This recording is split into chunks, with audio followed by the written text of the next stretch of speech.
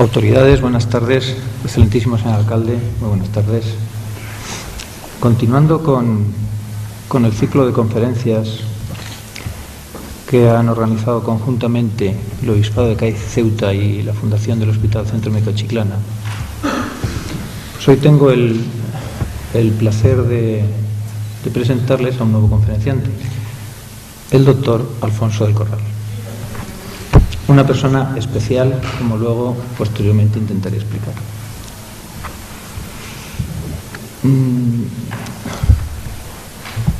Agradecer al delegado de Deportes del Ayuntamiento de Chiclana, don Diego Rodríguez, su asistencia.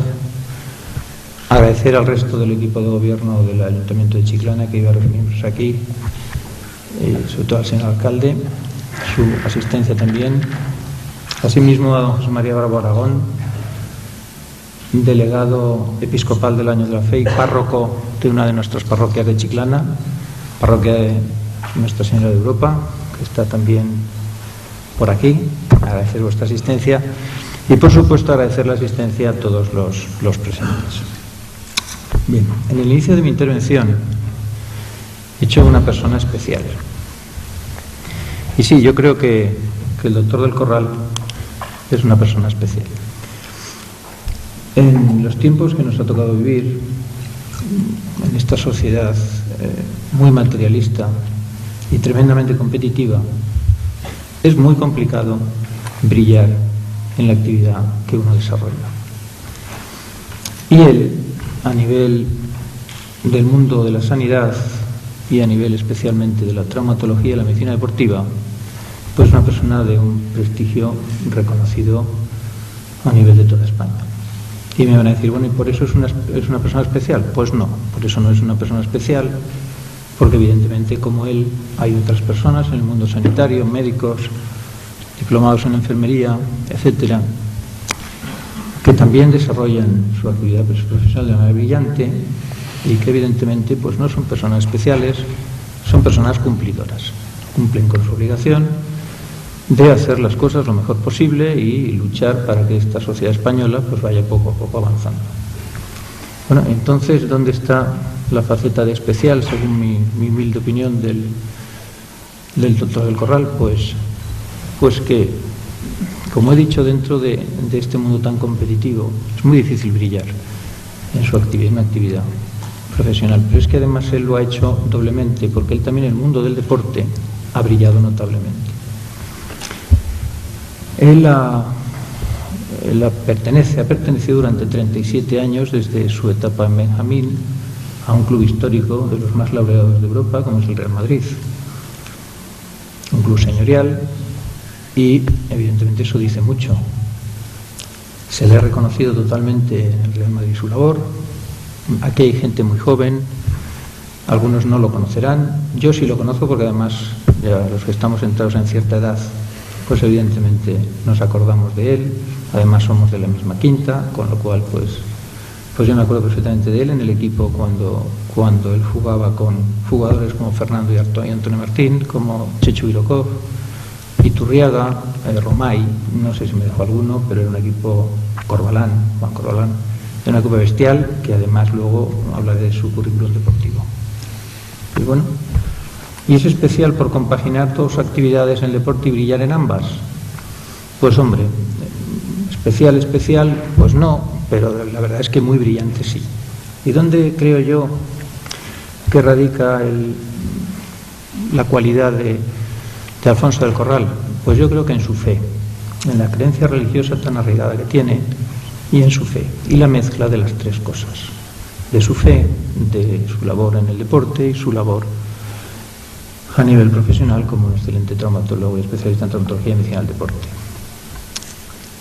¿Y fe cómo lo desarrolla él? Pues bueno, a mí yo sé algunas de las actividades, me lo ha comentado, las actividades que desarrolla, y yo creo que de las tres parcelas que hemos hablado, su actividad médica, su deporte y su fe, yo creo que él está probablemente más contento con la tercera. Él es uno de los traumatólogos de Madrid, hemos dicho, de más reconocido prestigio, con una consulta médica privada enorme, y él de una manera totalmente voluntaria y desinteresada, un día por semana acude a un centro, se llama Cotolengo, un centro de una institución de las monjas, donde se atienden a marginados sociales, donde se atienden a enfermos con parálisis cerebrales, se atienden también pues, a enfermos mentales. Y yo creo que la característica de especial es por eso, es porque él acude a ese centro de una manera, ya digo, totalmente desinteresada y no una vez en la vida. Él acude todas las semanas. Evidentemente, dentro de la competitividad que hemos dicho antes en esta sociedad actual, que él haya brillado como traumatólogo y especialista en medicina del deporte, que él haya brillado evidentemente en el deporte y que además pues tenga esos detalles pues con las personas más necesitadas, yo creo que lo eleva un punto por encima de la media de las personas, ¿no? Y como lo pienso, lo digo. Él es una persona muy humilde y probablemente me dirá que no tenía que haber dicho estas cosas, pero yo soy una persona clara y lo que pienso lo digo y creo que es justo reconocerlo, y por eso yo creo que en nombre de la Fundación del Hospital Centro Médico y de la ciudad de Chiclana, con el permiso del señor alcalde, pues yo quiero darle las gracias por haberse venido a nuestra localidad, a nuestra pequeña localidad, y haber aceptado nuestra invitación. Para no extenderme más, muy rápido voy a leer su currículum, que él me lo ha dado resumido, y voy a empezar con la actividad del deporte. Alfonso del Corral nació el 11 de junio del 56 y a los 27 años llegó al primer equipo del Real Madrid. Tuvo que recorrer un largo camino que comenzó en el Colegio Maravillas de los Hermanos de la Salle y más tarde en el Valle Hermoso. Cuando Raimundo Saporta adquirió los derechos de ese club, pasó a llamarse Castilla, y allí se formaron los futuros canteranos del Real Madrid. 2 años estuvo en el filial, donde inició una enriquecedora travesía que le llevó a jugar en el mismo banco. Fue el mejor jugador del torneo de Navidad. Antes se transmitía muchísimo más baloncesto y todos recordaremos los torneos de Navidad que nos ofrecían las televisiones, o en aquel momento la televisión solamente teníamos 2. Luego también pasó por el Estudiantes, Oar, Canoa y Caja Madrid, y ya luego, fruto de su tenacidad, firmó en el año 1984 por el Real Madrid. Y dijo una frase en el momento de su firma que recogieron la prensa: no soy tenaz, sí, cuando me pongo una meta lucho y lucho hasta conseguirla. Alfonso destacaba por su tranquilidad y su capacidad de concentración. Sus armas en la cancha eran, y eso yo me acuerdo, su tremenda fuerza física, una explosiva salida al contraataque y gran agresividad defensiva, aunque la faceta que siempre distinguía era la mentalidad ganadora. Pero por encima de todo, de toda esta tenacidad, logró trasladar fuera de las canchas, y a los 27 años, él, y ahí viene la dificultad, porque es muy difícil realizar unos estudios universitarios y compaginar con el mundo del deporte profesional. Muy complicado, es muy, muy complicado. O se hacen regular las dos cosas, pero lo que complica, ¿verdad?, es hacer bien las dos cosas. Él a los 27 años ya había acabado sus estudios de medicina en la Universidad Autónoma de Madrid. Había aprobado sus exámenes del MIR, lleva 3 años en el Hospital Provincial y asumió, con todo esto, su rol en el equipo de baloncesto del Real Madrid.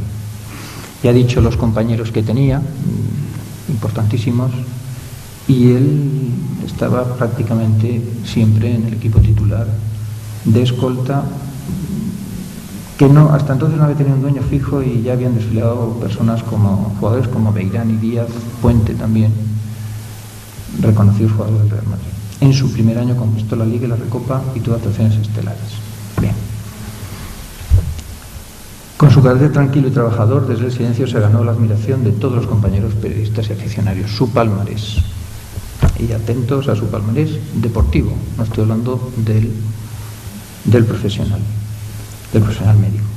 Subcampeón de Liga en Estudiantes, temporada 80-81, campeón de Liga del Real Madrid, 84-85 y 85-86. En los mismos años fue campeón de la Copa del Rey, subcampeón de la Copa de Europa en el Real Madrid en la temporada 84-85, campeón de la Corac en la temporada 87-88.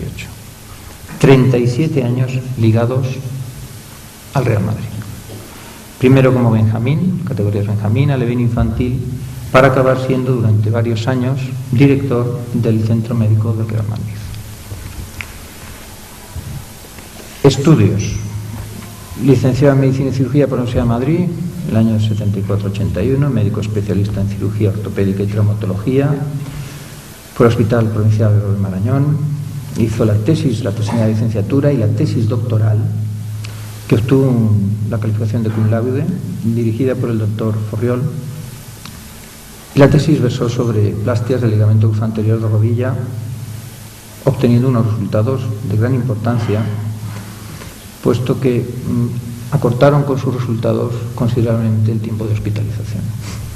Dentro de la actividad profesional ha sido médico interno, pues, toda la actividad que conlleva su formación académica, médico interno residente en el Servicio de Cirugía y Traumatología del Hospital de Marañón, médico adjunto también del hospital entre los años 87 y 91, interno residente primero 83-86 y médico adjunto 87-91, médico responsable de la Sección de Baloncesto Real Madrid hasta el año 93, director del Centro Médico Real Madrid, que no es nada porque no solamente es baloncesto, fútbol, imagínense ustedes, tratar a Cristiano Ronaldo, no es el caso porque entonces no estaba, pero imagínense.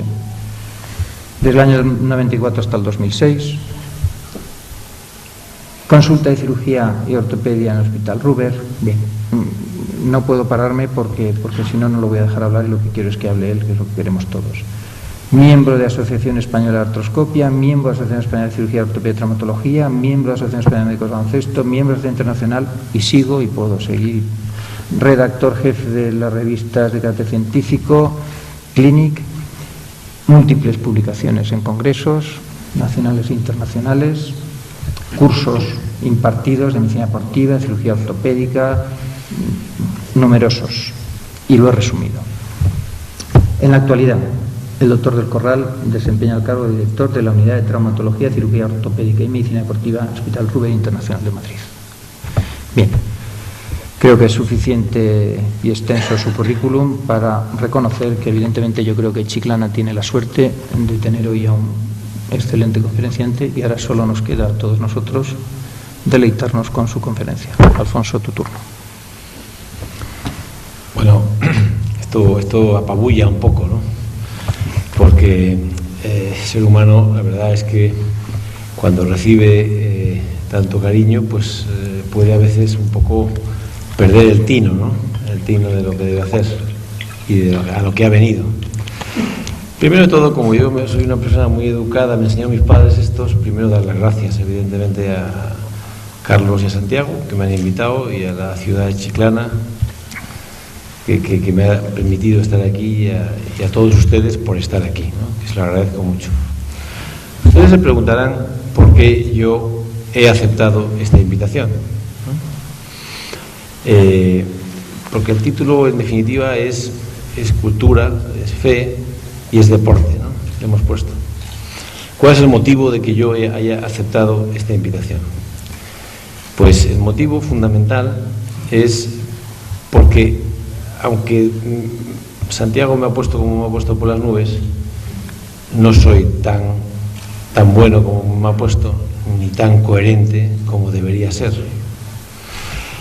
Entonces, por lo menos ya que creo que en mi vida personal el Señor ha sido muy generoso conmigo, tremendamente generoso conmigo, que menos que yo corresponderle devolviendo un poco de lo que he recibido gratis. Dice, lo que te os dan gratis, darlo gratis, ¿no? Entonces, evidentemente, el motivo fundamental por el que voy a hacer es que yo soy un hombre del deporte, que he sido un loco del deporte, que he sido un enamorado del deporte.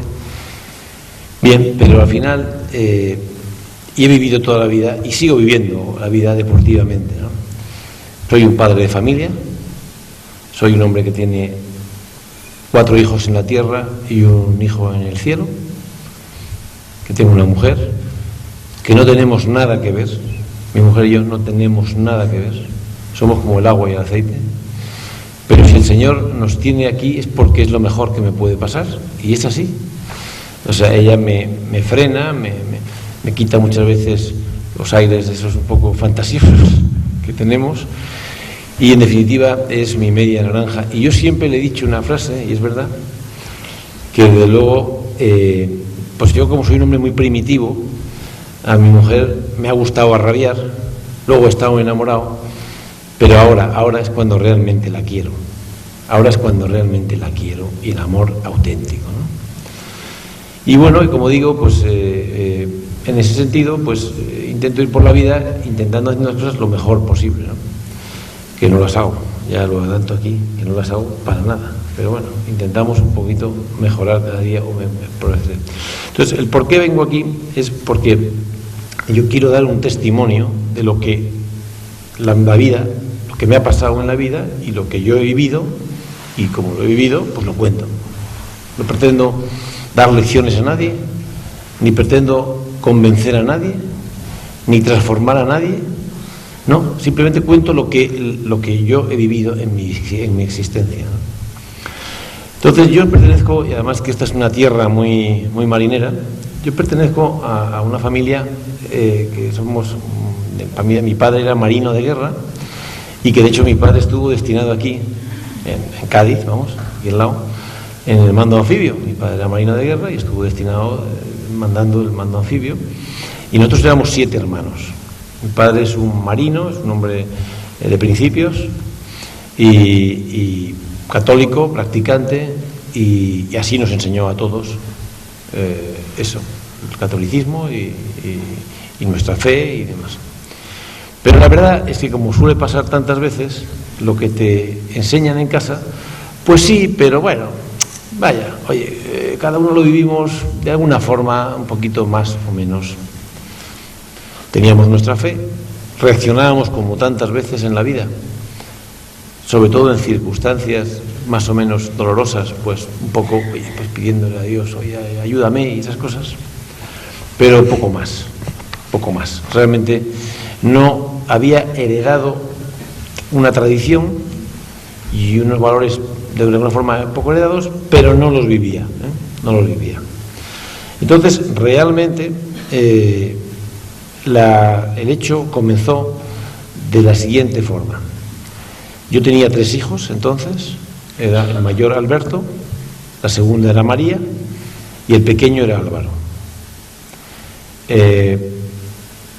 El niño mayor, que es un fenómeno, pero que he luchado como una bestia con él, ahora es un tío fantástico, pero nos ha costado Dios y ayuda a sacarlo para adelante, porque era un niño muy nervioso y demás.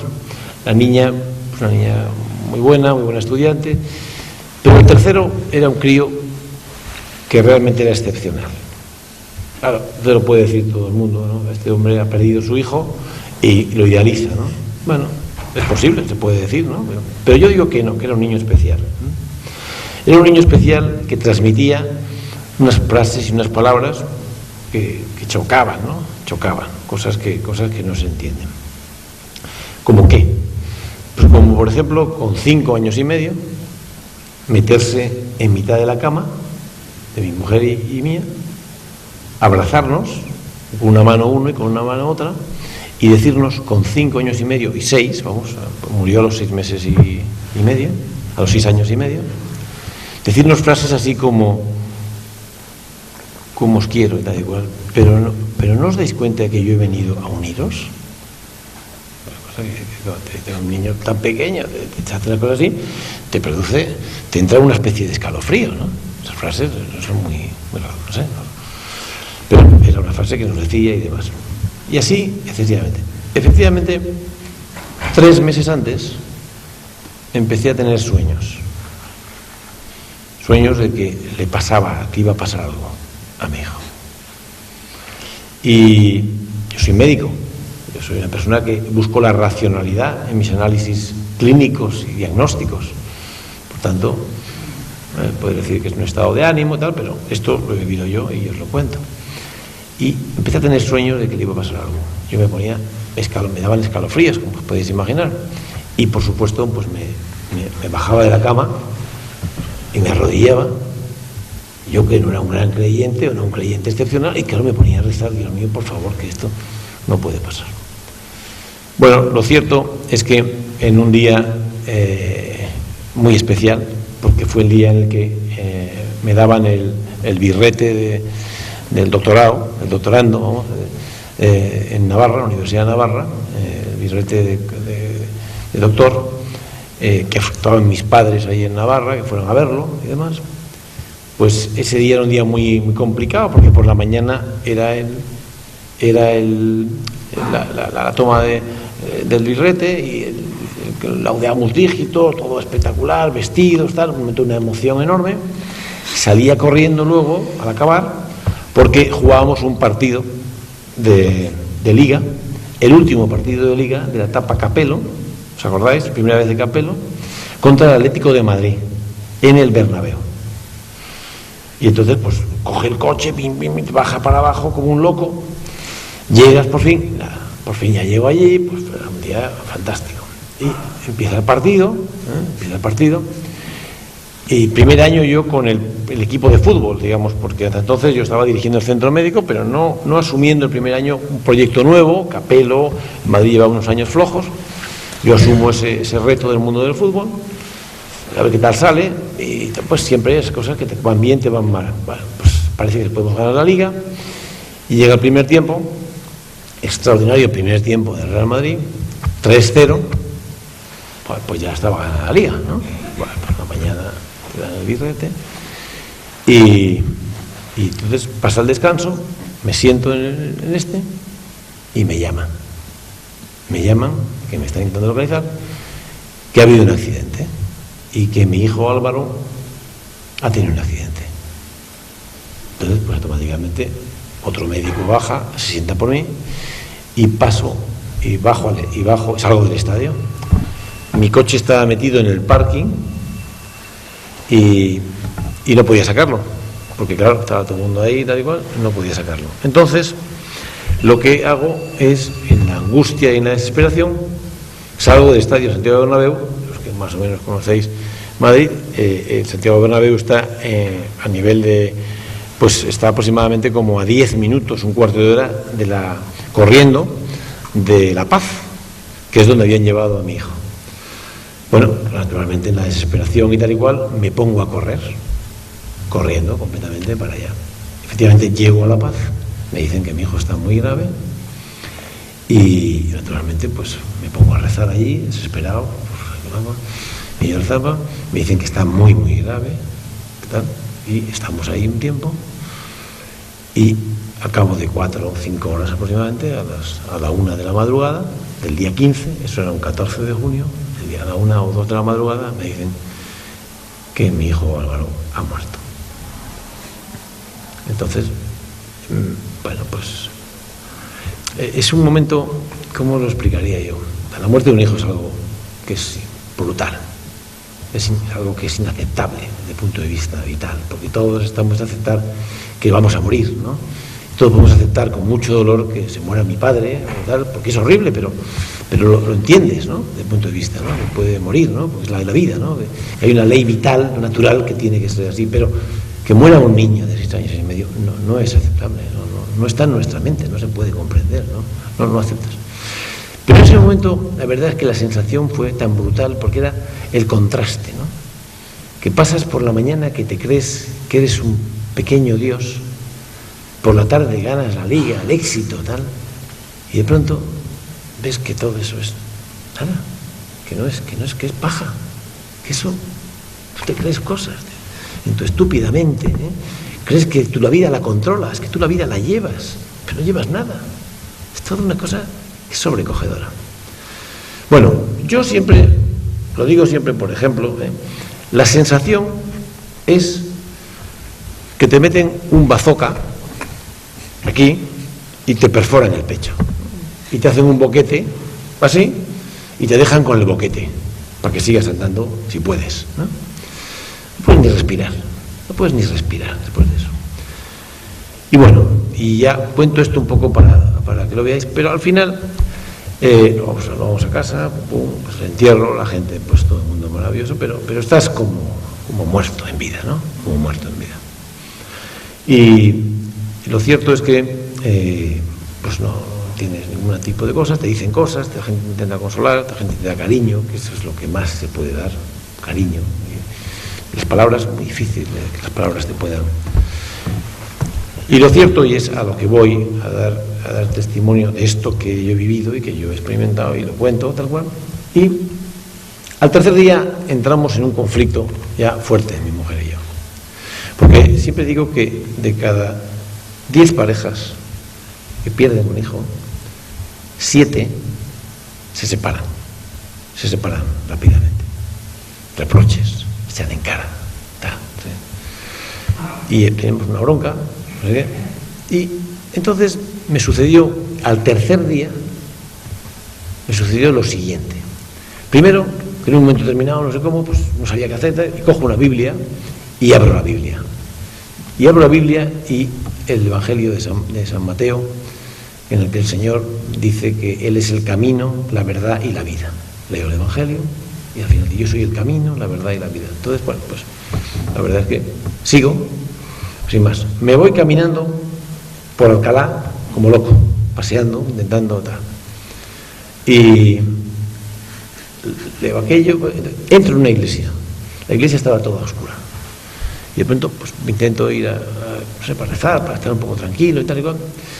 Y en la pared, iluminado, otra vez las mismas palabras. Yo soy el camino, la verdad y la vida. Que yo ya me deja un poco así. Vuelvo a casa, se lo cuento a mi mujer, las dos cosas. Me mira así, ella, no os digo cómo estaba ella, vamos, ella estaba deshecha, no, lo siguiente, ¿no? Y entonces, en un momento determinado, me meto a dormir, me acuesto, no duermo, y a las 3 o así, duermo 1 hora. Y me despierto a las 4 de la mañana, o a las 5, me parece que era. Y era un poco esa hora, a junio, pues un poco ya del amanecer, sea 5, 5 y media, o 6, no sé, 1 hora de esas del amanecer. Pero todavía noche. Y entonces me pongo a pasear por la casa y entro en el cuarto del niño. Entro en el cuarto del niño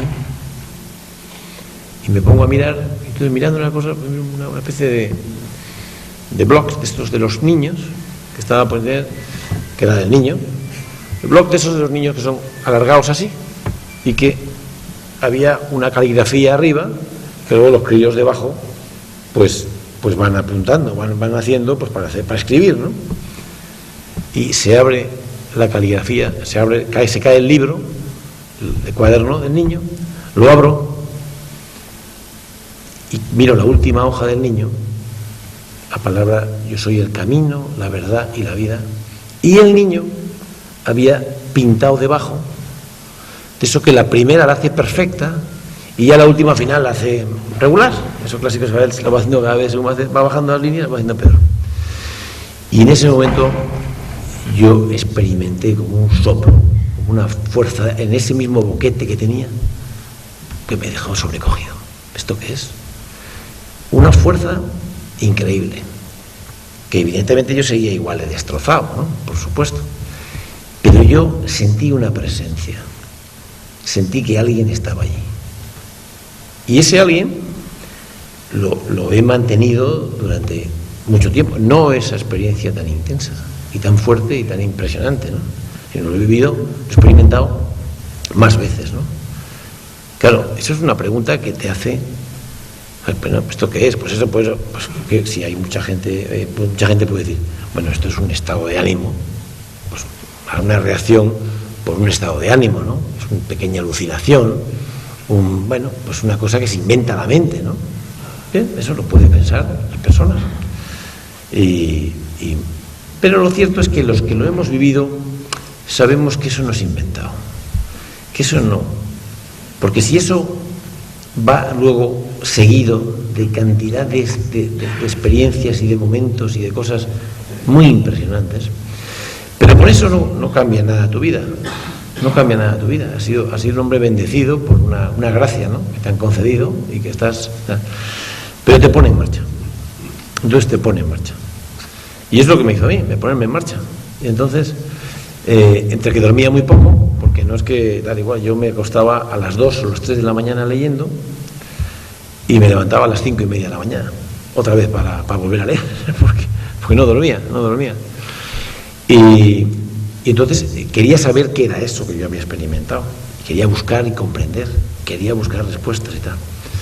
Y entonces, pues, primero me empecé a leerme cosas, ¿no? A leerme... yo me he leído todas, ¿no? No sé, voy a ser pretencioso, pero casi todas las corrientes espirituales y religiosas, ¿no? Me he leído, por supuesto, pues a Lutero, a Calvino, me he leído a Mahoma, me he leído el Corán, me he leído a Confucio, me he leído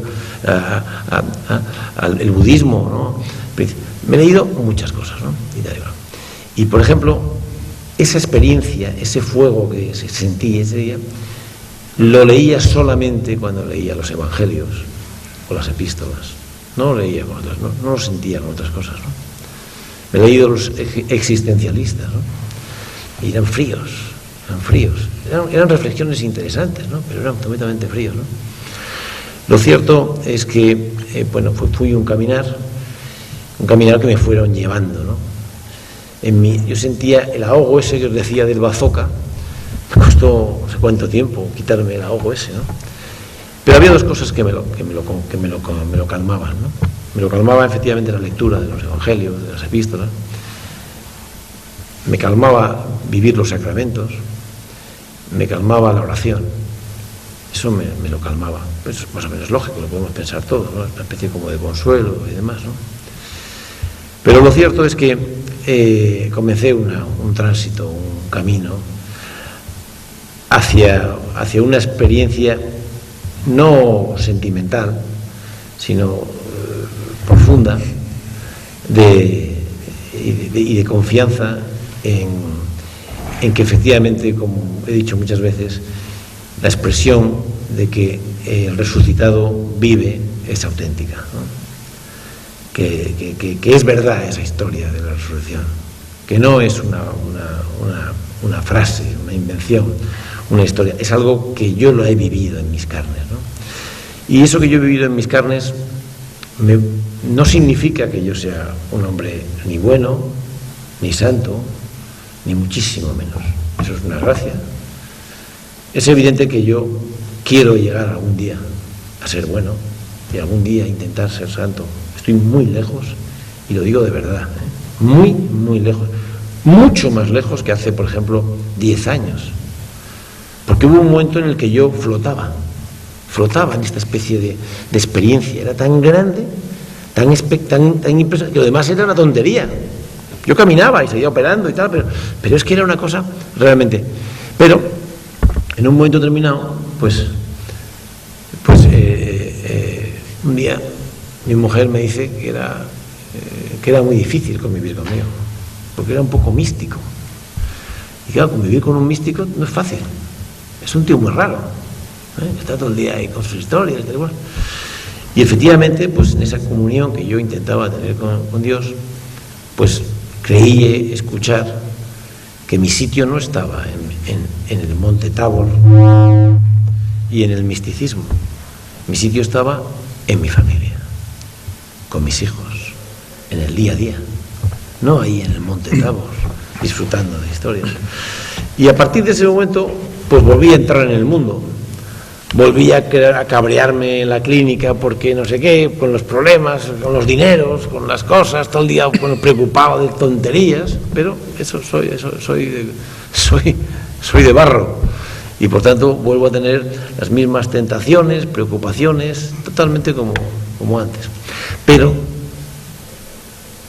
soy un hombre que no temo, tengo plena confianza, o sea, tengo la certeza.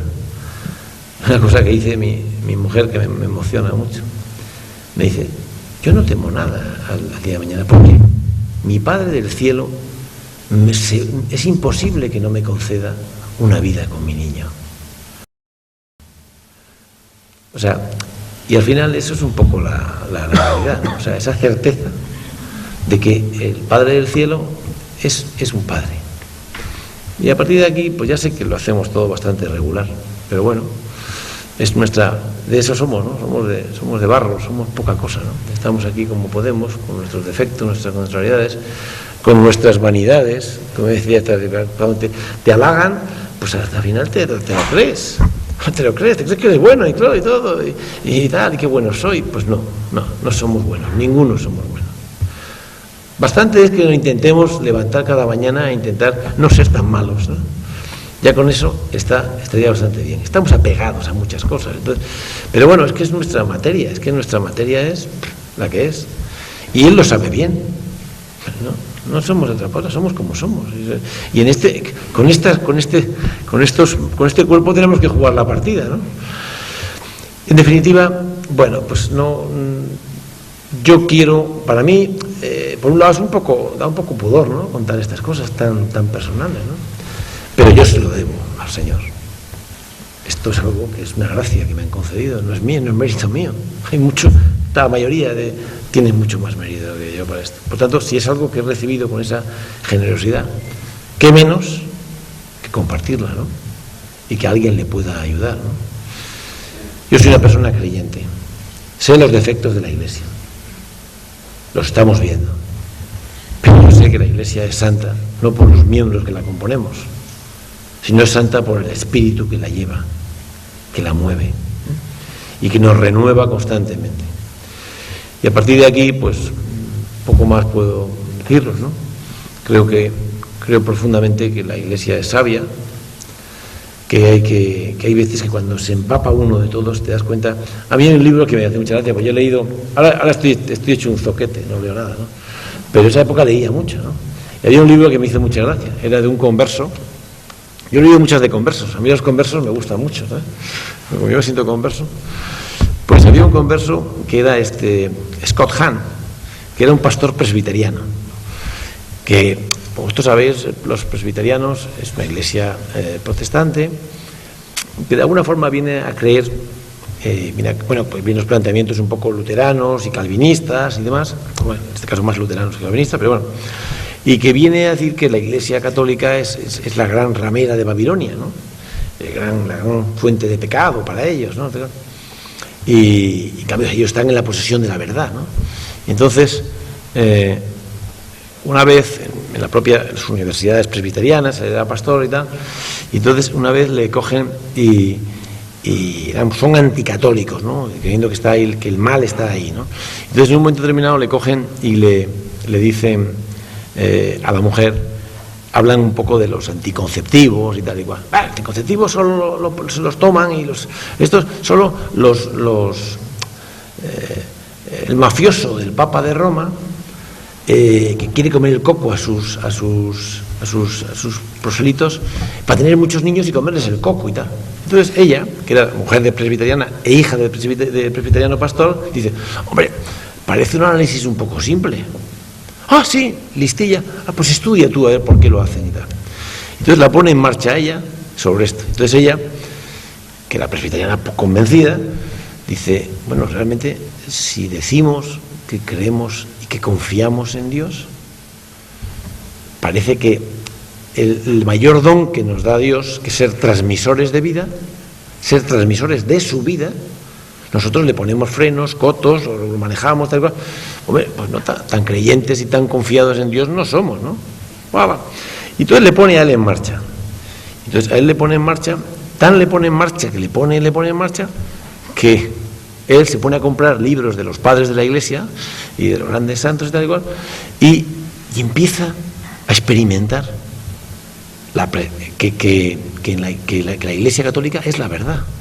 Y entonces el tío se ponía enfermo, porque decía: ¿cómo es posible? También en esto tienen razón, no puede ser, y tal. Y empieza a tener una experiencia muy fuerte, tío, de encuentro y tal y cual. Claro, eso le produce una conversión profunda y naturalmente le echan de la universidad presbiteriana, le echan de todos lados, claro, porque empieza a ser un tipo incómodo, claro, porque dice lo que no tiene que decir. Y posteriormente pues le crea un enfrentamiento con la familia y demás. Ella la verdad es que aguanta y tal y cual, y luego también se convierte en tal, y escribe un libro muy bonito, estoy diciendo que también se llama Roma Dulce Hogar, ¿no? Es una maravilla, a mí es un libro de los que me impactó, ¿no?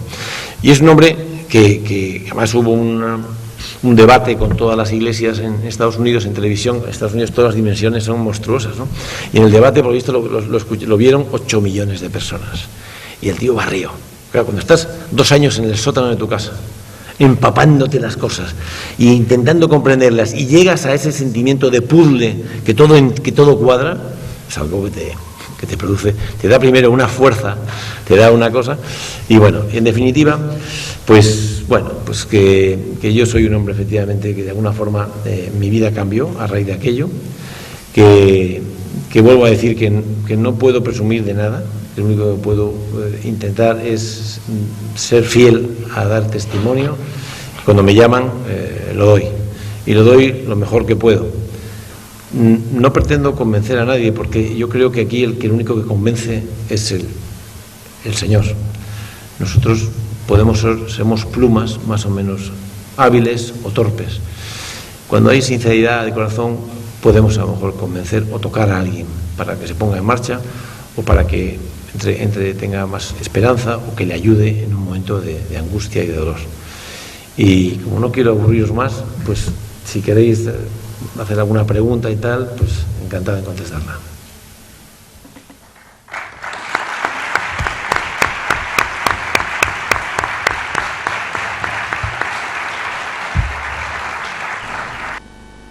Lo he dicho y la he admirado profundamente, ¿no? Porque sin esa experiencia tan fuerte que tuve yo, y esa certeza tan fuerte de la experiencia de que Dios estaba aquí a nuestro lado, sin ella, sin esa, yo un día le dije, dice, a poco al mes, ¿te quieres volver a casar conmigo? Se me miró un poco, está loco este se ha vuelto a pegar un cabezazo o algo. Y digo, ¿sí te quieres volver a casar conmigo? Y me dice, sí, claro, me voy a casar, sí, claro. Y dice, pues, porque tenemos que abrirnos a la vida otra vez. No podemos cerrarnos a la vida. Y ella, que es el mérito enorme, se abrió a la vida. Y el Señor nos volvió a bendecir. Y al año y 11 días de la muerte de mi hijo Álvaro, nacía mi hija Ana. Igual es un milagro, porque ya era mayor ella, O sea, rápidamente. Y 1 año y 3 meses después, nacía mi hija Marta. Verdaderamente, como veis, soy un hombre verdaderamente, absolutamente un privilegiado, ¿no? Porque que tanta gracia en tan poco tiempo, pues no es normal. Pero el mérito de ella es brutal, Decir sí a la vida después de eso, me parece que indica una fe enorme. Con su dolor, con su sufrimiento, con su rebote, pero me da igual. Indica una fe mucho mayor que la mía. Mira, yo creo, en primer lugar, yo he tenido, por las noches daba vueltas porque hay un momento en el que quieres realmente, digamos, convencer, ¿no? a la gente, ¿no? Quieres convencer, pero es mi mujer, por cierto, y quieres convencer a la gente y cómo te vas. Vamos a ver, yo le he dado muchas vueltas a todo esto. En primer lugar, evidentemente, demostrar que existe o no existe Dios, absolutamente, en fin, imposible. Es imposible demostrar que existe o no existe Dios. Pero, evidentemente, hay personas que dicen el famoso Big Bang, o los principios coacervados de Oparín, que en una especie en ese magma inorgánico, en un momento determinado, por la casualidad, se junten y lleguen a formar el primer principio orgánico. Eso es un poco que no hay quien se lo crea, ¿no? O sea, esa casualidad, como decía otro ponente que ha estado aquí, parece mucho más razonable que haya una realidad superior, una fuerza superior creadora. Parece bastante más lógico desde el punto de vista racional. Por tanto, lo irracional es la casualidad, que todos seamos fruto de la casualidad. Y luego, desde el punto de vista metafísico, desde el punto de vista químico y tal, todo se ve un orden. Se ve un orden extraordinario, que en el momento que no exista ese orden no existiría la vida. Si tuviéramos más electrones que neutrones que tenemos que contar, no existiría la vida. Y la célula, si tuviera un pH, no, todo está perfectamente ordenado. O sea, que hay un orden, de alguna forma, que nos hacen sospechar razonablemente que hay un ser superior, una fuerza superior creadora. Primer punto. Esa fuerza superior creadora puede ser ajena a nosotros, pero no parece muy razonable. Lo razonable es que esté, de alguna forma, pendiente de nosotros. En general, el mundo, las razas humanas, han experimentado ciertas comunicaciones por parte de Dios con el hombre. Antiguamente, a través de los profetas y en diferentes culturas y religiones, hay una cierta comunicación, una cierta información o tal. Entonces, hasta ahí más o menos todo el mundo podemos estar de acuerdo, ¿no? Entonces ya llegamos un poco al punto, a lo que nos toca a nosotros los cristianos, ¿no? Los cristianos pensamos que la gran información que tenemos de Dios nos la da Jesucristo, hombre. Es el que nos da la información sobre Dios, el que dice que es un padre, el que nos dice una cantidad de cosas, eso nos lo da Él. Entonces, claro, la mayoría de la gente, al hablar de Jesucristo, habla de Jesucristo un tipo fenomenal, un hombre bueno. No, pero claro, para nosotros eso no es la cuestión, ¿no? Sí, hay muchos hombres buenos, ¿no? Entonces nosotros creemos que no, que ahí en él, ahí en ese punto, ¿cómo le puedo decir a una persona que Jesucristo, además de ser un hombre fenomenal, un hombre extraordinario, el único santo que ha habido, él y su madre, que además es Dios y es hijo de Dios? Bueno, evidentemente es un problema de fe. Hombre, tú puedes creerte o no en la resurrección. Si no hay resurrección, es un cuento todo, como decía San Pablo. Pero si resucitó, es verdad que evidentemente los creyentes creemos que efectivamente eso, pero claro, racionalmente es complicado. Hombre, lo único que te puedo dar yo, mi opinión, desde de que en mi vida, que he intentado un poco intentar las cosas desde un punto de vista racional y la búsqueda racional, y aquí no hay racionalidad, es que yo 2000 años después doy fe o afirmo que resucitó, que yo lo he experimentado resucitado. Claro, esa frase, claro, pues le ha ido a la cabeza a este chico, tal. Sí, pero yo siempre digo una cosa. Yo tengo un amigo mío, microbiólogo muy bueno, un tío fantástico, y perdió un hijo también, y era no creyente. Entonces charlábamos él y yo, y tuve que ver, quien se lo crea esa historia, mira, chicos, la verdad y tal, bueno. Y entonces yo decía, oye, una pregunta, explícame cómo un carpintero muere en la cruz, todos sus amigos salen escopetados, ahí no queda nadie, la madre y uno ahí y tal, y cómo me explicas que de pronto todos ellos se sufren una transformación increíble, una transformación que les hace llevar a la muerte de cruz o de martirio y tal igual, pero no ellos, sus discípulos, así durante 300 años. Pero es que hoy, en el siglo XX, ¿cómo es posible que haya gente que esté muriendo asesinada en África, misioneros y tal igual? ¿Qué fuerza es capaz de llevar a eso? Esa fuerza es inexplicable, porque racionalmente ha muerto en la cruz, pues esto es una historia, pues bueno, chicos, vámonos, ¿no? ¿Qué hace que personas cambien su vida sin miedo hasta la muerte? Es una pregunta impresionante. Y así estamos, son 2000 años llenos de errores de hombres dentro de la Iglesia, que somos profundamente imperfectos, sin embargo esto no lo derriba. Esa fuerza claro, esa fuerza impresiona. Y me decía este microbiólogo, la verdad es que eso es inexplicable. Claro, no es explicable, pero eso es una realidad. Yo creo que eso es una acción evidente. Yo comprendo que otros no lo crean, me parece muy respetable, naturalmente, pero evidentemente eso impresiona. Que hoy en día mucha gente, hay millones de testimonios de personas, no los 500 que le vieron después, sino posteriormente, de gente que ha tenido una experiencia de Dios, una experiencia de Jesucristo, de García Morente, el libro ese famoso En París, no sé si lo habéis leído, era un abogado agnóstico, ateo, no creía usted, era un tipo totalmente racional, viudo, que estaba en París, sus hijas aquí y tal, y lo cuenta la experiencia esa con una que te quedas impresionado. Por tanto, yo creo que no es un problema de estado de ánimo, no es un problema es un problema también de análisis racional, ¿no? Y por supuesto de experiencia personal. Un periodista que ha venido, muy simpático, me dice al acabar, ¿no?, de la entrevista, me dice, yo tenía un póster suyo en mi cuarto, y en el póster nos caricaturizaban un poco a todos, ¿no? Y a mí me caricaturizaban así, un poco así, sacando así el pecho, como una gallina, porque el corral, ¿no? Como una gallina y sacando así el pecho, ¿no? Con la mandíbula, ¿no?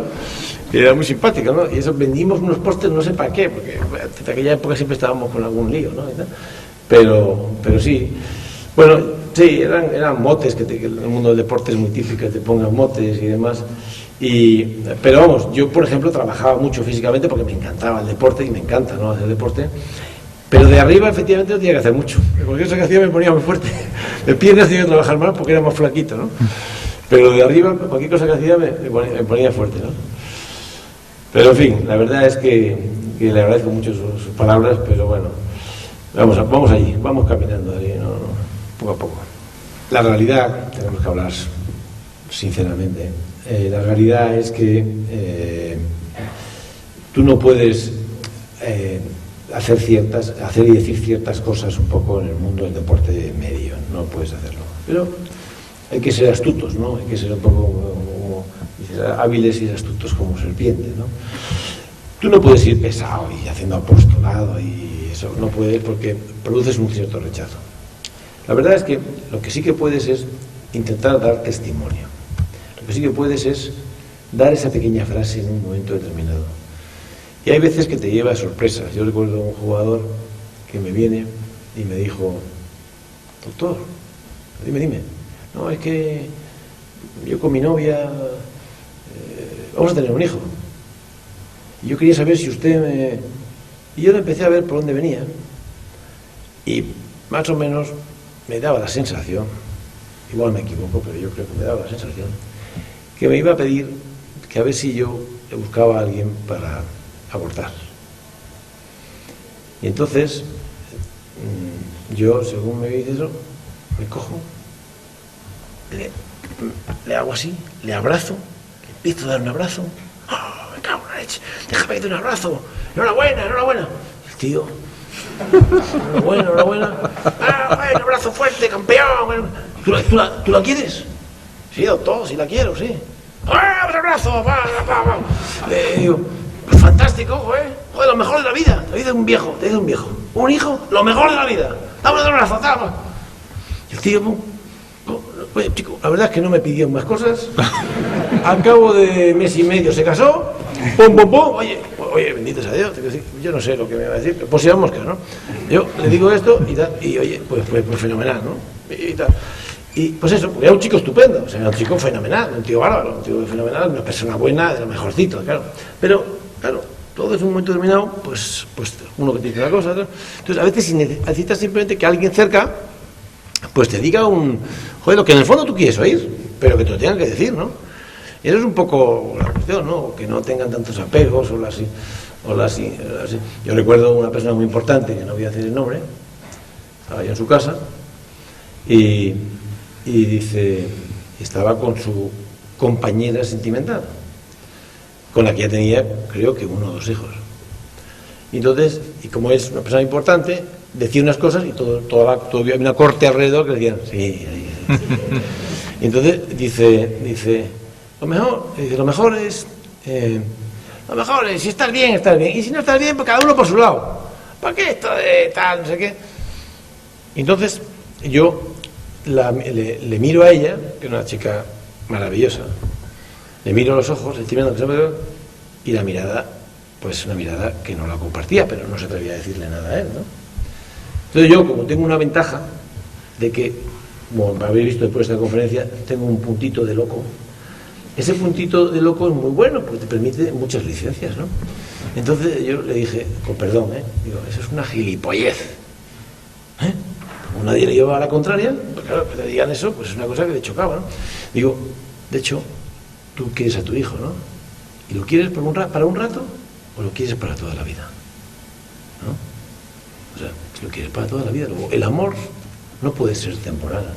El amor tiene que ser absoluto. Hasta el final. Y darlo por él, todo, por ella, todo. Entonces como me quería mucho también, y sabía que yo tenía un poco tal igual, y me decía, ay, Fonsito, es que tú has sufrido mucho. Tú has sufrido mucho. Pero le quedó. Bueno, lo cierto es que esta persona pues tiene 5 hijos y está casada por la iglesia en este momento, ¿no? O sea que a lo mejor, no digo ni mucho menos, pero que transmitir un poquito de vez en cuando eso, yo creo que esa es la labor que se puede hacer, porque lo otro de coger y echar sermones no es fácil, no es fácil. Además la gente a lo mejor ya es muy pesado y complicado. En cambio, dar pequeños testimonios de llevar la contraria hacia la gente a reflexionar, que en el fondo probablemente lo piensen en el fondo y quieran hacerlo, pero nadie se lo dice, ¿no? Bueno, pues Alfonso, muchas gracias por tu conferencia. A mí me ha impresionado. La verdad es que tiene que ser terrible perder un hijo. Yo creo que es una experiencia trágica, desgarradora, como tú me has dicho. Y está claro que gracias a vuestra fe, la de tuya, la de tu mujer y la de tus hijos, que no se habla en ningún momento de ellos, me imagino también sufrirían mucho, pues evidentemente habéis podido salir adelante. Bien, va a cerrar el acto don Diego Rodríguez Fías, delegado de Deporte del Ayuntamiento de Chiclana, pero antes quiero recordarles a todos que esta ha sido nuestra cuarta conferencia. La quinta conferencia tendrá lugar también en Chiclana, en la iglesia de San Telmo. Fe, cultura y ética laboral la impartirá el profesor de ética profesional de la Universidad de Barcelona, don Antonio Nello, y tendrá lugar el día 17 de mayo a las 9:15, repito, en la iglesia de San Telmo. De nuevo, reiterarles mi agradecimiento por su asistencia a todos, y don Diego Rodríguez tiene la palabra.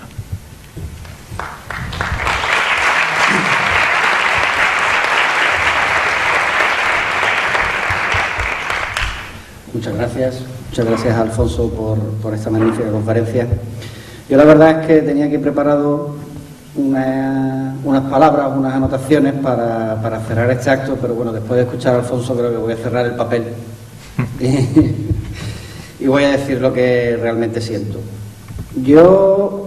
Para mí ha sido un tremendo placer y un orgullo compartir este rato contigo, esta tarde, Alfonso, esta tarde-noche. Y me van a permitir ustedes que agradezca a dos personas que están sentadas en la primera fila de este teatro, que son nuestro alcalde, don Ernesto Marín, y nuestro primer teniente de alcalde, don Nicolás Aragón, que agradezca que me hubieran dado hace 2 años la oportunidad de compartir con ellos una lista electoral y estar hoy sentado aquí con ustedes. Porque son las dos personas que me convencieron para estar aquí, y falta una tercera pata de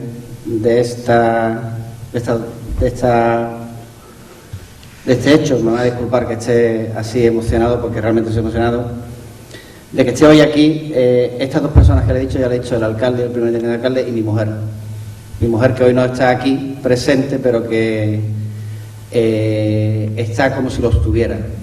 Y les tengo que agradecer que esté, porque hace 2 años que les habla era un trabajador de una empresa privada,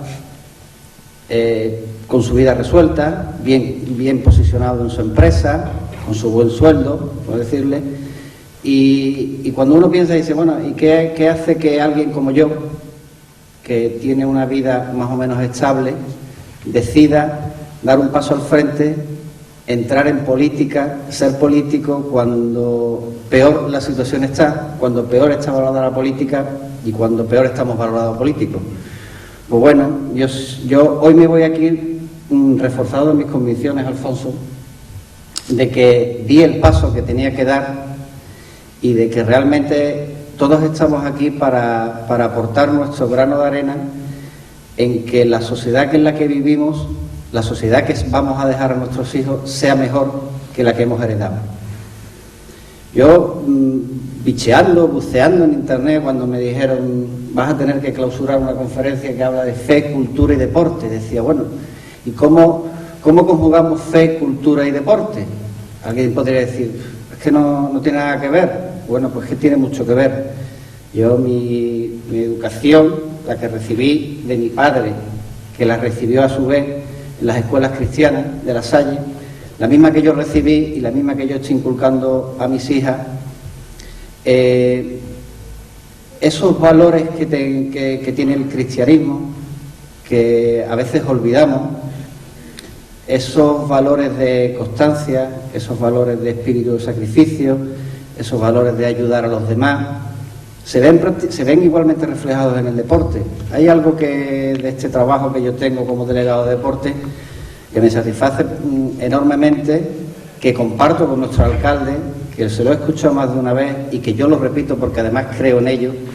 Es que mi trabajo como delegado de deporte, la gran la gran labor que pueda realizar como delegado de deportes de Chiclana no está en el apoyo al deporte profesional de la ciudad, que también, sino está en apoyar al deporte base, porque esa base no solo estamos formando deportistas, estamos formando personas, estamos inculcando unos valores que desgraciadamente durante una época parece que se habían perdido, pero que estamos empeñados en recuperar. Yo transmito a mis hijas esos valores que me transmitió mi padre, que me transmitieron los hermanos de la Salle, ese espíritu de sacrificio, porque realmente, como se suele decir, no importa cuántas veces te caigas, lo importante es cuántas veces te levantas. Y seguir peleando y seguir, como he dicho antes, aportando mi granito de arena por dejarle a mis hijas algo mejor de lo que yo me he encontrado. A mí, y hay aquí más de uno presente, a mí me encanta llevarme a mis hijas a cualquier acto deportivo que voy, porque esos valores que acabo de decir, de espíritu de sacrificio, de trabajo en equipo, esos se ven reflejados en los actos deportivos a los que yo llevo a mis hijas. Y yo intento inculcárselo de primera mano. Y al mismo tiempo, hombre, si tengo la suerte de inculcarles un hábito deportivo, mucho mejor. Tienen la ventaja de que tienen a su padre como delegado de deportes y que afortunadamente esta ciudad tiene una vida deportiva muy amplia y una gran cantidad de disciplinas deportivas. Entonces, yo me las llevo a todas, procuro que lo vean todas y que ellas decidan hacer el deporte que quieran, pero por lo menos que hagan algo. Y al mismo tiempo inculcarle esos hábitos saludables y al mismo tiempo esa educación en valores. Pues como empecé, como decía empezando mi intervención, tengo que agradecer a estas dos personas que están sentadas aquí junto a mi mujer, que me hayan dado la oportunidad de compartir este rato, esta tarde, con Alfonso, porque me va a permitir que te tutee. Sí, me cago. Porque mientras hablaba he recordado muchos momentos de mi juventud, muchos momentos también difíciles que tiene uno. Realmente cómo uno se apoya en su fe para superar esos momentos. Y cierto es que la educación recibida, como he dicho antes, me han ayudado, como suelo decir yo, no a ser buena persona, porque no pretendo ser o no quiero ser presuntuoso y decir que soy buena persona, pero por lo menos lo que sí tengo claro es que no soy mala persona. Y eso es importante. Y ayudar a los demás también. Y tener unas convicciones ayuda. Y para terminar, sí voy a echar mano de algo que tenía que apuntado, porque, como decía antes, fe, cultura y deporte. Alguien podría pensar, bueno, ¿y eso cómo se conjuga? Pues de todo lo que tenía que apuntado, solo voy a destacar una cosa que me ha llamado mucho la atención, que tengo que reconocer que desconocía, que creo que van a desconocer muchos de ustedes, pero que viene a englobar ese mensaje de la conferencia de hoy. Y es que, aunque parezca increíble, el barón Pierre de Coubertin, fundador de los Juegos Olímpicos de la era moderna, ya evocaba un principio cristiano de superación que está incluido en el lema olímpico, que es, perdóname padre si no lo digo bien en latín, pero Citius Altius Fortius, más rápido, más alto, más fuerte. Eso deja entrever la relación que existe entre la fe, la cultura y el deporte. Muchas gracias.